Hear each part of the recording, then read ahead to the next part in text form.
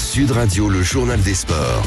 À la une de l'actualité sportive ce matin, Morgane Thomas. Top départ des quarts de finale de la Coupe du Monde. Au Lakers, c'est le moment de vibrer à l'unisson et de croiser les doigts. En football, les Bleus qualifiés pour l'Euro 2024 avec une perf rassurante et même bluffante de Mbappé, on y revient. Les fromages Matok, l'affineur des Pyrénées au cœur de la mêlée, présente Sud Radio, le journal de la Coupe du Monde. Évidemment sur Sud Radio, la radio du rugby. Déjà demain, 21h, la France qui joue son avenir dans sa Coupe du Monde. Émission détrôner l'Afrique du Sud. Chaque équipe a dévoilé sa composition hier. Et c'est comme avancer ses pions pour Fabien Galtier. On écoute le sélectionneur du 15 de France. S'ils sont champions du monde et s'ils ont gagné la tournée de l'Alliance, c'est qu'ils ont une approche tactique qui est très pointue. Une stratégie, un plan très bien étudié par rapport à l'adversaire. Je pense qu'ils nous connaissent très très bien, qu'ils nous ont très bien étudié. C'est un jeu d'échecs. Et le roi de l'équipe de France, c'est Antoine Dupont. De retour de blessure, il sera bien titulaire pour affronter les Springboks aux côtés de Mathieu Jalibert à la charnière. Et malgré sa grave fracture à la pommette, le capitaine se dit prêt à souffrir. Il faut qu'on soit prêt à souffrir pour arriver à ce qu'on veut. On sait qu'on a des objectifs très élevés, on sait les ingrédients qu'il faut y mettre et que ça sera très dur du début à la fin. Et si on n'est pas prêt à ça, je pense qu'on n'est pas prêt à aller là où on veut aller.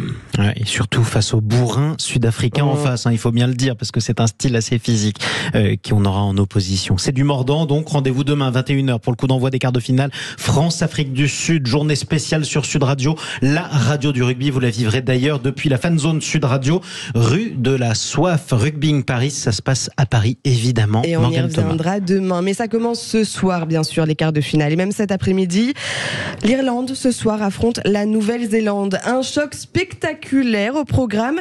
Et même pour Ian Borswick, le journaliste sportif qui est considéré comme l'un des plus grands spécialistes du rugby néo-zélandais, eh bien, l'Irlande est bien favorite. Ils l'ont fait en 2016 pour la première fois de l'histoire. Et depuis, sur les 8 rencontres, ils ont gagné 5. Donc on peut dire que l'Irlande est le favori de ce match contre la Nouvelle-Zélande. C'est incroyable. Ça, c'est dit. Exactement. On va vérifier ça avec notre consultant Sud Radio, Philippe Spanghero. Monsieur Pronostic, on pourrait dire salut Philippe. Salut Jean-Marie, bonjour à tous. Bienvenue sur Sud Radio. Bon, pour quelqu'un comme vous, passionné de rugby, vous avez grandi dedans, c'est Noël tous les jours en ce moment. Quelle affiche quand même, Nouvelle-Zélande-Irlande ce soir. Et surtout, quelle question, celle qu'on pose ce matin, qu'on n'aurait jamais pensé poser il y a quelques années. Est-ce que les Blacks sont capables de faire tomber l'Irlande? Pendant des décennies, on aurait dit le contraire, Philippe. Et oui, mais les équilibres mondiaux changent et c'est bien aussi ce qui rend ce tableau assez injuste quelque part, puisqu'on retrouve les 4 plus gros prétendants au titre en quart de finale. Donc 2 prétendants sérieux au titre mondial vont tomber dès la fin de ce week-end.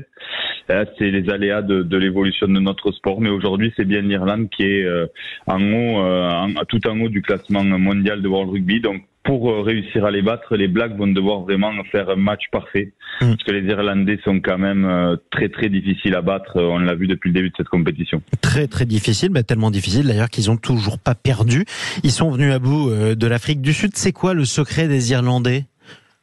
Le secret des Irlandais, il est assez simple. C'est un incroyable pragmatisme, un réalisme froid dans les temps forts et quand ils arrivent dans le camp adverse. Et puis une discipline de fer. Ils se mettent très très peu à la faute, les Irlandais, et ils se laissent pas du tout désorganiser défensivement, même après de longs temps de jeu. J'ai en tête une image contre l'Écosse après 20 ans de jeu des Écossais où les Irlandais étaient toujours extrêmement bien organisés défensivement. Et donc il faut réussir à les désorganiser, mais c'est pas chose facile parce que ils excellent dans cet art-là, que ce soit avec leur province irlandaise ou avec l'équipe nationale. Et non seulement ils font pas de faute, mais en plus quand ils en font, ils ont de la chance. Rappelez-vous la piètre performance au pied des Sud-Africains contre l'Irlande il y a quelques semaines, c'était sur Sud Radio. C'est quoi les qualités des Blacks? Parce qu'on a l'impression malgré tout qu'ils sont montés en puissance depuis le match d'ouverture qu'ils avaient perdu contre le 15 de France. Alors on pense, mais on attend quand même ce match avec impatience parce que comme nous Français, puisqu'on était dans la même poule, on les a vus monter en puissance contre des équipes qui ont décroché quand même, notamment l'Italie avec presque 100 points passés. On se pose la question de la réelle opposition qu'a proposé l'Italie à la France et aux Blacks. Donc on sera fixé dès ce soir. En tous les cas, les Blacks, on a quand même l'impression en effet qu'ils sont montés en puissance dans la vitesse et dans le volume de jeu qu'ils sont capables de mettre. Mais contre les Irlandais, il va falloir répondre sur le combat. c'est vrai que c'est des styles qui s'affrontent. Globalement, nous dans le rugby du Nord, on est focalisé sur les notions de conquête, sur le combat, et dans l'hémisphère sud et particulièrement chez les Blacks, on aime le jeu. Ouais, mais il va falloir que les Blacks rivalisent d'abord dans le combat et des bons ballons pour être capables d'amener du volume de jeu. Et c'est vraiment la vitesse des Blacks qui peut réussir à désorganiser la défense irlandaise et à trouver les solutions. Pour moi, la clé du côté des hommes à la fougère est là. Eh ben, en tout cas, ça donnera un match particulièrement alléchant à suivre. On est presque désolé pour nos amis gallois et argentins. C'est l'autre quart de finale. Il est à 17h. Ça reste quand même une belle affiche. Pays de Galles, Argentine. Qui est favori? Alors pour moi c'est le Pays de Galles. Je suis assez déçu de la prestation des Argentines depuis le début de cette compétition. On peut rappeler d'ailleurs que les Argentins avaient surpris le monde entier en s'inclinant en supériorité numérique à Marseille contre l'Angleterre qu'on croyait beaucoup plus faible que ça. Oui, c'est là vraiment que la dynamique s'est inversée du côté argentin, puisqu'ils sont arrivés dans cette Coupe du Monde avec quasiment le statut de favori de cette poule. Mais en l'occurrence, c'est vrai qu'ils n'ont pas trouvé leur match référence. Ça a été poussif jusqu'au bout pour eux. Et face à ça, les Gallois qui n'arrivaient pas très en forme dans cette compétition et avec beaucoup de doutes, le rugby gallois est en difficulté depuis quelques mois, voire une grosse année maintenant. Eh ben finalement, ces Gallois, ils se sont retrouvés dans ces matchs de poule. Et eux, ils ont quelques certitudes comme pas les Argentins. Donc je pense qu'au moins dans la dynamique psychologique, c'est les Gallois qui affrontent ce match avec le plus d'atouts. Et les dernières questions quand même sur le match de demain, celui que vous attendez vous aussi en trépignant, Philippe Spanghero. J'aimerais qu'on revienne sur cette information. Vous allez essayer de la vulgariser pour tous ceux qui ne sont pas forcément des spécialistes du rugby, mais on a eu une surprise dans l'annonce de la composition de l'Afrique du Sud qui affrontera le 15 de France demain à 21h en quart de finale. C'est le banc qui n'est pas celui qu'on attendait. Qu'est-ce que ça change ? Alors qu'est-ce que ça change? On verra demain, mais dans l'approche et dans ce qu'on peut en attendre, qu'est-ce que ça change? Pour faire simple, le banc c'est les remplaçants. Donc sur les remplaçants, il y a des remplaçants qui jouent devant et des remplaçants qui jouent derrière. Et les Sud-Africains ont l'habitude de mettre quasi que des remplaçants qui jouent devant. Ouais. Donc ça montre que c'est le combat qui les intéresse et d'user leurs adversaires physiquement et d'être assez restrictif dans le jeu. Mais là, pour la première fois, ils ont choisi un banc, pour la première fois depuis des mois, ils ont choisi un banc en 5-3, c'est-à-dire 5 remplaçants devant et 3 derrière, ce qui est rarissime, et qui montre que finalement, ils ont l'ambition de produire du jeu et quelque part de venir prendre les Français sur leur point fort.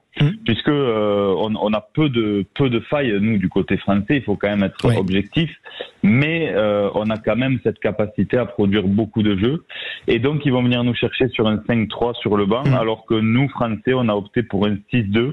Ça va être intéressant. Si dans les remplaçants devant il y a Macalou qui est un joueur hybride et qui peut jouer devant et derrière. Effectivement, ça va être intéressant à suivre. Est-ce que c'est un piège sud-africain ou un coup de bluff ou même un coup de panique? On verra ça en tout cas avec vous. Bon match au pluriel, Philippe Spanghero, parce que vous en raterez pas une seconde et on va profiter de vos analyses toute la journée et même tout le week-end sur Sud Radio. Merci Philippe.